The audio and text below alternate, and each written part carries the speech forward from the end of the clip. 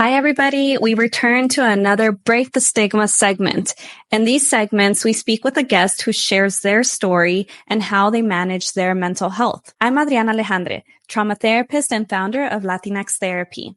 Today, we're going to speak about multiple sclerosis. And although this is not a mental health condition, it is an illness, a disease that impacts mental health for those that are diagnosed. Our guest for today is Cristal Bedoya. On the personal, she is a first-generation Mexican-American whose parents immigrated to the United States from rural communities in Durango and Zacatecas, Mexico. For her, discussing mental health in her family was difficult.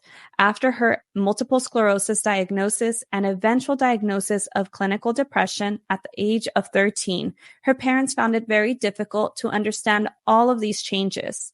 They never talked about depression, anxiety, or dealing with stress. So it all came as a shock and struggle to her. As the eldest daughter in her family, she has been the administrator of the group and was considered to be the most sensitive. She firmly believes that it was the stress, anxiety of having to show up pretty quickly as a Mexican kid living in a border town, and her multiple sclerosis diagnosis that made navigating through these challenges difficult and impactful to the point of trauma. On the professional, Crystal is a freelance journalist and a multiple sclerosis content creator from warm and sunny Arizona. Despite her early MS diagnosis at the age of 11, which she will talk about in this segment, she loves to travel and explore new countries. She loves to track down cute coffee shops with the best matcha, go to concerts, spend time with loved ones. Through her social media content, she shares relatable content for people with chronic illnesses and helps educate others about living with multiple sclerosis as a first-generation Latina. Let's welcome Cristal.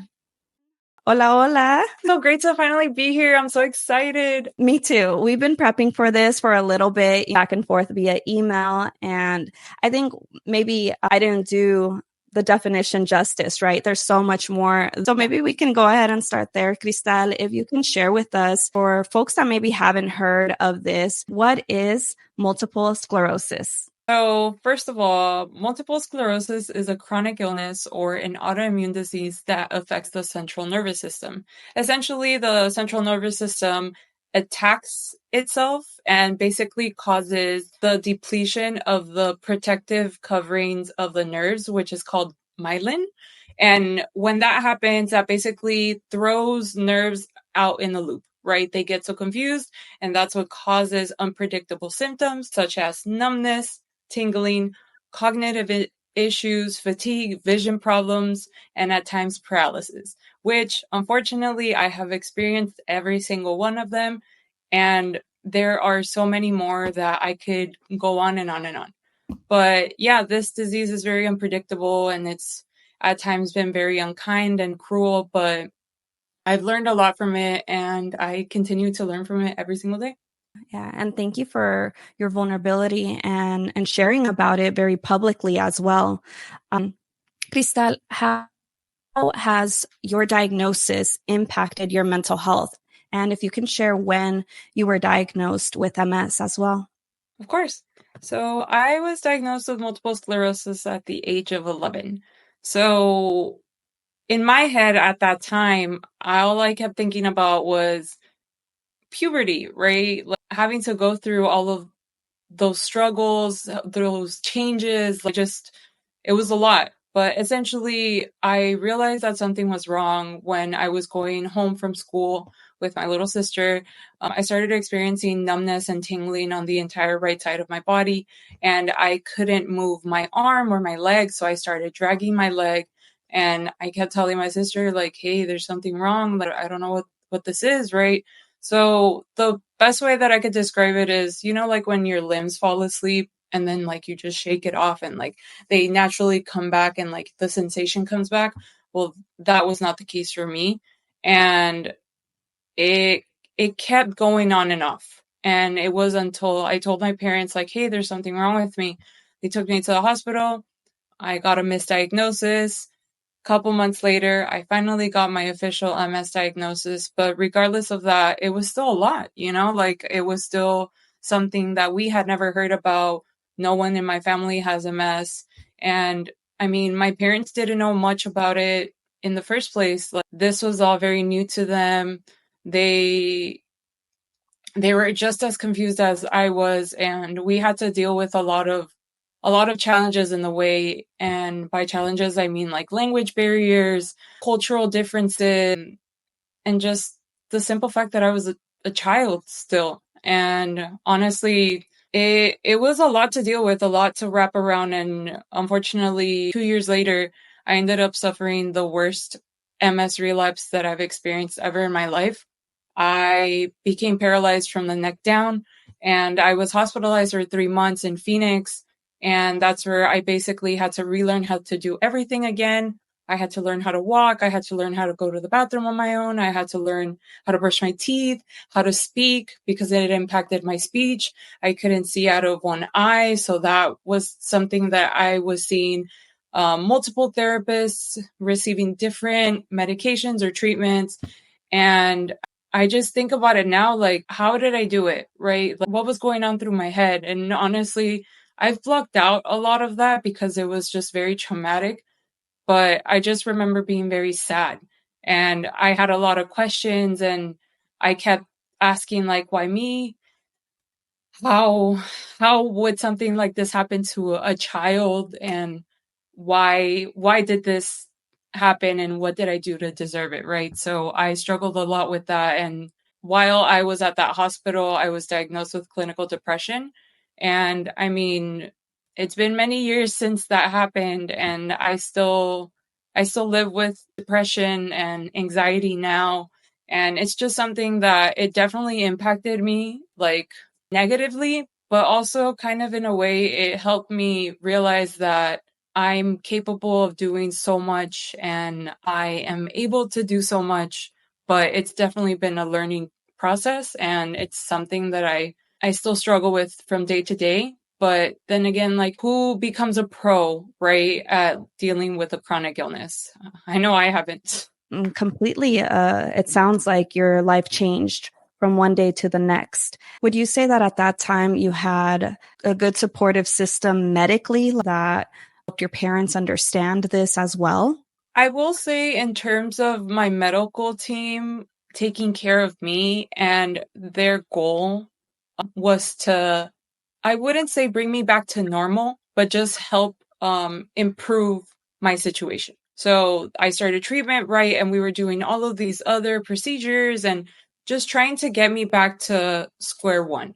But in terms of communicating with my parents and having to explain to them, even till this day, it's so unfortunate that there's not that many doctors that speak Spanish, or that there's not a lot of interpreters or translators that are there to assist people that don't speak English. And honestly, even for me, when I go to the doctor's appointments, I still come back or call my parents and tell them, like, hey, this is what happened. I want them to be in the loop always, as well as my other loved ones and my friends, because I want them to be aware of what's going on. But also, in terms of me dealing with a lot of medical gaslighting throughout my life, that I just feel like I need to tell someone so that I don't I don't feel like I'm making it up in my head. I would want that to change in terms of, like, the healthcare system. Like, there has to be more resources, especially for Latinx people, BIPOC people, like, that might not be able to communicate with the doctors. But even then, these are very complex terms, complex terminology that your average person doesn't really hear about or talk about. And I mean, that's why I decided to share my story on social media, because if there's even just one person that watches, let's say, reels about having to wear a Foley catheter and dealing with a neurogenic bladder, and they're like, I'm so relieved that someone gets it, someone understands what I'm going through, then it's worth being vulnerable, and it's worth putting myself out there. Absolutely. Yes. That vulnerability, I'm sure, isn't easy as a Latina, and you are the eldest in your family. Yes. So that there's layers and layers upon Layers. that as you are sharing with us. And so when we spoke privately offline, you mentioned there's also a lot of toxic positivity that you experienced. What can you share in regards to that as it relates to your mental health and your diagnosis? So I feel like for us in our community, we always want to look at the better side of things, right? But I feel like there has to be a point where it's okay to accept that some days you're going to be sad. Some days you're going to be happy. Some days you're going to be struggling. And I feel like that's something that I've always tried to explain to my parents. And I feel like just based on their background, sus costumbres, they always want to see, and this isn't just them, I'm sure a lot of people can relate to this too, but like they always want to think, okay, but you're going to be better, right? But you're going to feel better. Or no estés triste, don't be sad. Tienes que pensar como buenas cosas, como not get stuck on that sad feeling. And honestly, I don't like seeing it that way. I think that with self-reflection and with time, now that I'm officially 30, I've realized that it's okay to accept all of those feelings and like be sad and realize, okay, today's been a bad day, but there's going to be another day tomorrow. And I feel like I struggled a lot with that because I would always try to like prove to my parents or prove to society as a whole, like I'm not depressed. I'm not dealing with anxiety. I'm not dealing with this massive diagnosis that literally stresses my life and like brings on so many responsibilities and challenges. I internalized a lot from that, and I refuse to do that any longer because it's just a lot. It's overwhelming and it shouldn't be like that. And as a therapist, that's something that we talk about and teach to a lot of our Latinx clients, that it's okay to sit with the discomfort of things. And it's a whole learning experience to be able to allow your body and your mind to just be present with discomfort. It really changes the way that you perceive things, that you feel about things, and it's growth ultimately. But I think we learn from our parents and our caregivers, those that we grew up with, in regards to how to cope with stressors, right? And a lot of them, estaban en chinga. They were just on the go, go, go. We just adopt their strategies when it comes to stress until it no longer works. And at some point for our families, it no longer works for them as well, but that's all they know most of the time. And so that's what they keep. And for us, right, where we are being exposed to more mental health content, there is a little bit more of that privilege of our generation here in the States, where we have a little bit more resources compared to what they had. We're able to see things and embrace emotions differently than they did. And so I'm glad for you. You've been speaking up. And I feel for that inner child of you that didn't know how, that was struggling with translating everything from the doctors for your parents, brainstorming questions to ask the doctors as well. And that was trying to figure out all the emotions that depression comes with and the thoughts that depression comes with. Just so everyone knows and understands, like I will never hold anything against my parents because they're also living life at the first time too. So they did their best. They were immigrants. They came to the United States like wanting a better life for us, and they worked so hard, and they did their best for not knowing what MS was, what depression was. And like I know now that I'm an adult and I talk to them about these kind of things, like they make a little bit more of an effort to kind of understand what I'm trying to explain to them. And like, I feel like you need to allow yourself to know that like, okay, like they might not get it, but it's a whole process. And there might be situations where they might never get it because they're not living the same lived experience as we are. But just more in terms of like, I'll be a little bit more at peace knowing that I did my best and they also did their best given the situation. Absolutely. I share the same sentiments as a daughter of immigrants también. And that's the whole segment that we can get into as well, right? Like, So let me go into the next question. Cristal, what are some of the myths of multiple sclerosis? Oh, okay. So I have three big ones that I always talk about, but like, I mean, it's just people generalize and make assumptions. And I mean, I understand sometimes when people are unfamiliar with certain things. It's all about education. And that's something that I really advocate for on my platforms. Education is key. But for me, the first one is everyone with MS will eventually end up in a wheelchair. And honestly, everyone who is diagnosed with MS is living a different experience. MS manifests itself so differently for anyone. So for me, I was diagnosed with relapse remitting, which is one of the types of MS. There is primary progressive and secondary progressive. And then there's a first one that is literally escaping my mind right now. And I'm so sorry.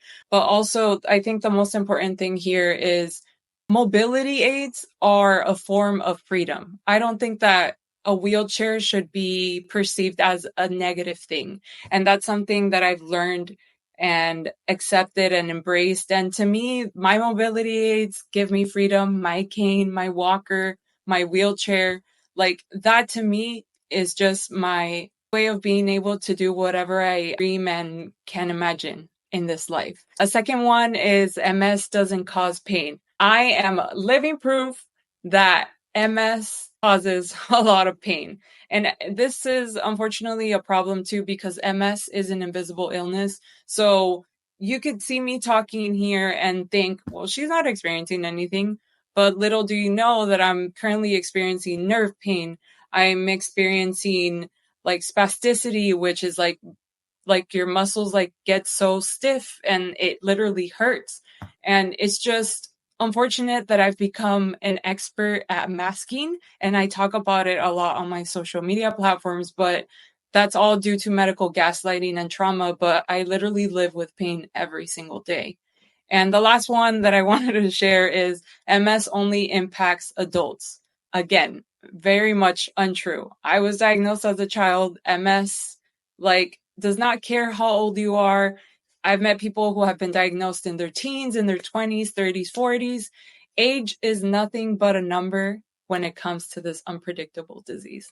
Thank you so much for that. And here I am behind the scenes trying to DJ the banners, as I mentioned. Doing such a great job.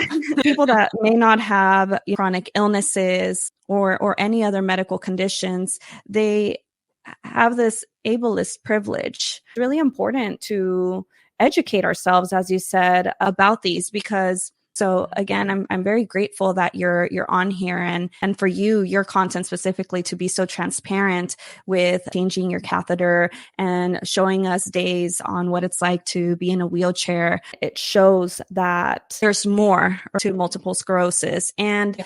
I think we also can get not false information, but just maybe confused based off of perhaps celebrities that may have it as well. Yeah, so I feel like I appreciate and commend celebrities that share about their stories and their experiences.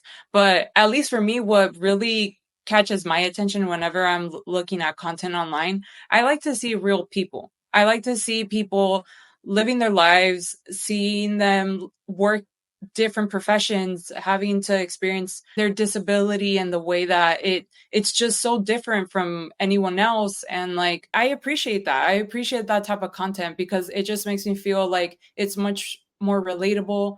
And I just feel like there's that connection and there's that feeling of these people get me. Like they understand what I go through on a day-to-day basis, where I'm trying to, unfortunately, explain to my parents or explain to my siblings or my friends even. Like right now, I'm struggling with, for example, I've dealt with MS hug, which is basically this feeling where it feels like I'm being squeezed by barbed wire. And it typically happens around my chest. And I remember I talked about that back in 2020, 2021.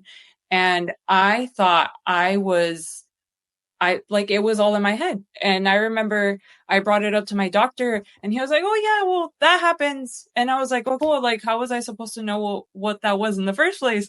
But it wasn't until I connected with other people online that they were like, oh, I've dealt with that too. Or, oh, I didn't know that's what it was called. And I'm just like, it just makes me so grateful because I always say that I'm community made and like community is so important to me. And they show up for me and they show me so much love and so much support. And I just feel like I'll forever be grateful for them. That definitely helps as well with the mental health aspect, right? To be able to relate to people. And I also understand that point of like when there are celebrities or high profile folks that talk about their diagnosis and even people on social media when it comes to mental health. For me, I appreciate that they're articulating thoughts and feelings that I haven't been able to put words to. Exactly. And in that sense, what you said resonated with me. Mhm. Cristal, what are some things that you would like for people to know about you? I think one of the key things that I want people to always remember is that MS looks different for everyone. MS could look different for me. It could look different for you, for your tia, your tío, your friends. It's just the way that it is. And I get a lot of messages from people on social media telling me, oh, but you're not experiencing this. And I'm like, well, maybe you might not see it, but I actually am. And I try my best to share as much as I can, but it's different for everyone, right? And like, you could literally take one look at me and you'd never know that I'm wearing a Foley catheter. And it's helping my bladder like properly function. It's helping with my kidneys because it also impacts that. I sometimes have to use my cane or my walker for support, and that's totally okay. I do struggle with neuropathic pain, and it's awful. It's so painful. It literally feels like my legs are on fire. But I also like to go to concerts. I also like to go look for the best matcha wherever I could find it because I'm obsessed with matcha. And everyone's living a different story. Everyone's living a different experience. Mine just happens to include this invisible illness that has basically been my companion since I was a child. How do you manage the depression or mental health aspect within your diagnosis and your day to day? I will say that my community has helped me a lot. I will always give them their flowers because when I stop posting on social media, they notice and they reach out. They're like, hey, like we haven't really been seeing you. And it's people from around the world. And I'm just like, these people care about me. And I do the same for them. You know, I'm like, hey, how are you doing? I hope your day's going fantastic. Cool. I'm just so grateful, like, especially when I'm dealing with like a depressive episode that someone reaches out and they're like, hey, you haven't been posting. Are you okay? What has really been helping me recently, but I definitely have contemplated starting therapy again. I have done it in the past. Unfortunately, I've had bad experiences with the therapists that I've seen. But I mean, I don't want to get too hung up on that. I know that there's good therapists out there and I'm hopeful and I know that it's going to help me and I know it's helped in the past. So I'm hopeful that it'll help me in the future. Yeah, it's about finding that right one. And, you know, for anyone watching that is interested, right, in finding the right fit of a therapist, it's really important to do the interviews and to research, right? The interviews in the sense of doing the consultations with the provider. That opportunity will give you really a sense of how is it that they're answering your questions? What are their policies, right? How is it that they navigate the therapy with you and the situation you're going to be coming in to the sessions with? So even if you're using insurance, private pay, whatever it is, that you always do a consultation with the provider. Now, Cristal, we're getting towards the end of this English segment. We have the Spanish one coming up. I wanted to know, what are 3 resources that you wanted to share? So 3 resources that I wanted to share were actually 2 projects that I was able to be a part of through Genentech, which we basically discussed disability and dealing with an invisible illness while living with multiple sclerosis and the experience of being Latinx while living with multiple sclerosis, which can be found on the Genentech website. And also, I love to write. I am a writer. So I actually have written a lot about my experiences living with MS. And most recently, I was able to write about a concert that I attended, which was Raúl Alejandro's. And that was my first experience going to an event while wearing my Foley catheter or my leg bag. For the first time, it was such an experience. I loved it. It was the time of my life, and I got to spend it with my friends and had a good time. I got to dance, and I don't know, just share my experiences with MS is like one of the things that I'm very passionate about. And another resource that I truly recommend to anyone is the National MS Society. They have so many resources, and they're super helpful, and I'm honestly very grateful. I go to them all the time and I visit their website all the time. They literally have everything. I recommend for sure. Cristal, and where can people find more about you, what you're up to? I am very active on social media. You can find me on Instagram, TikTok, YouTube, Threads, and X, formerly known as Twitter, under the handle Crystal Bedoya. And I basically create content that is educational, relatable, and entertaining. I wholeheartedly believe that laughter is literally the best medicine. So I try to incorporate a lot of humor while talking about all of my experiences in terms of my life as a Latina, my life living with multiple sclerosis. And I hope that you can follow me and join the ride.